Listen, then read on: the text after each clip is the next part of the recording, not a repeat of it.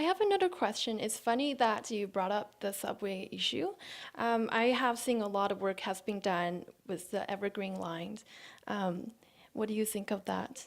That's actually going to be very interesting because you can see it as you're going up Clark Drive and then you go out into Port Moody and it'll end at Coquitlam Center. It's going to connect Coquitlam Center, go through Port Moody and end up at Lougheed Station. And this line, which is scheduled to be completed in 2016, is going to have significant impact, particularly, I think, on Coquitlam, also Port Moody to a certain extent. And I think it's going to make the real estate more valuable in Coquitlam because suddenly Coquitlam was always the affordable suburb, but now because you're going to have a transit line, you can come in. The other thing that's happened in the real estate market is what's happened is condo projects that are on rapid transit lines are selling much more quickly. So we saw this at Marine Gateway, which was at the Marine Drive station of the Canada Line, where it just sold out instantaneously. And so I think we're going to see it. And the other issue, which is quite intriguing, is younger people are not driving as much as older people, as the previous generation. That partly it's because the UPass program, students get used to using transit, but secondarily, a lot of young people are choosing not to drive. And it's maybe because of the cost of cell phones that they choose their cell phones over a car. And so they want to live near transit and they want to live in more urban areas. And so I think the Canada line, I mean, the Evergreen line is going to make Coquitlam more desirable. And I think it may end up making Coquitlam a little more cosmopolitan. It's already getting there, but I think you'll see maybe a bit of a Yaletown look come to Coquitlam Center. So we'll see how it unfolds. But I think these transit lines have major impacts on the development of the city. And what is happening in a lot of politics?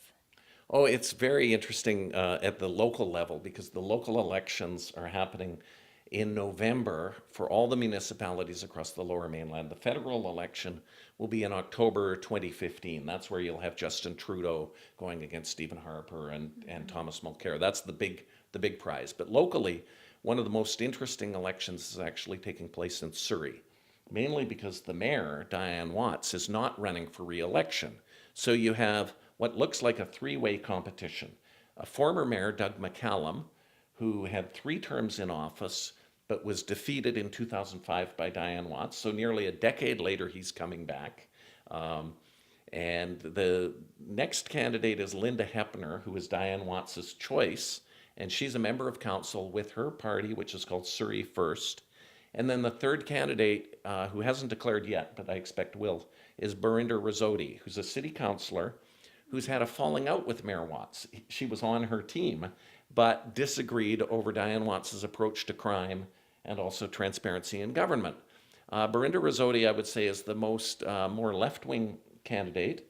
If she wins, she would be the first candidate of Indian descent elected mayor in the Lower Mainland. Her parents are from India. She grew up in Kamloops, and she's very outspoken and is running, I think, quite a strong campaign.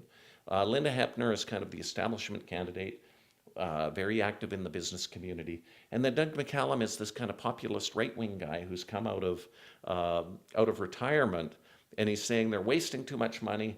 They built a $97 million city hall. Taxpayers can't afford this.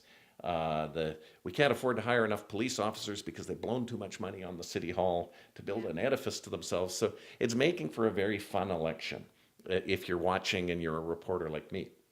Another one to watch is in Vancouver, where Gregor Robertson, who's the mayor, is running for his 3rd term. And his main opponent at the moment is Kirk Lapointe, who used to be managing editor of the Vancouver Sun, used to be vice president of CTV News, and used to host a show on CBC News World.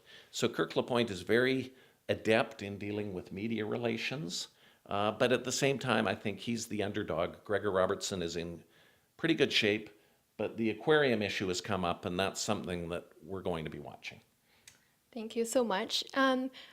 I have my last question for you. We know that Tim Hortons is being bought by Burger King. Do you have anything to say about that? Well, I'm curious actually what impact this is going to have on one, the temporary foreign workers issue.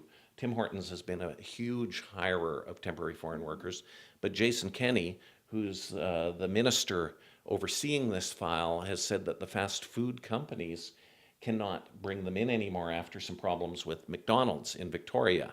So that, I think, could have an impact on Tim Hortons' profitability, because if they're forced to hire Canadian workers, if they have to pay more, and if they're not getting the same level of productivity, I wonder, this is something that hasn't been commented much in connection with this deal. I think with Burger King, whether there's any kind of economy of scale that can be achieved, or what things can come together, they're kind of in two different businesses. Burger King's brand has been kind of moribund, I think, for a long time, particularly in Canada. I think in Canada it's been a bit of a dog as far as the fast food companies go.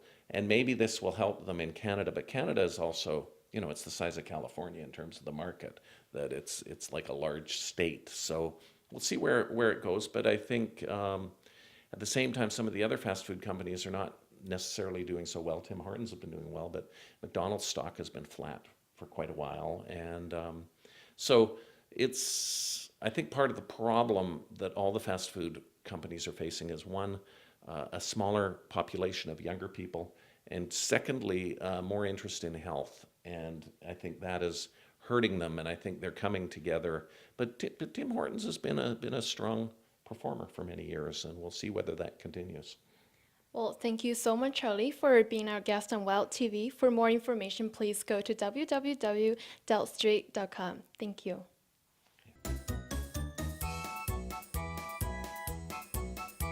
感谢收看今天的大温故事，我们下期再见。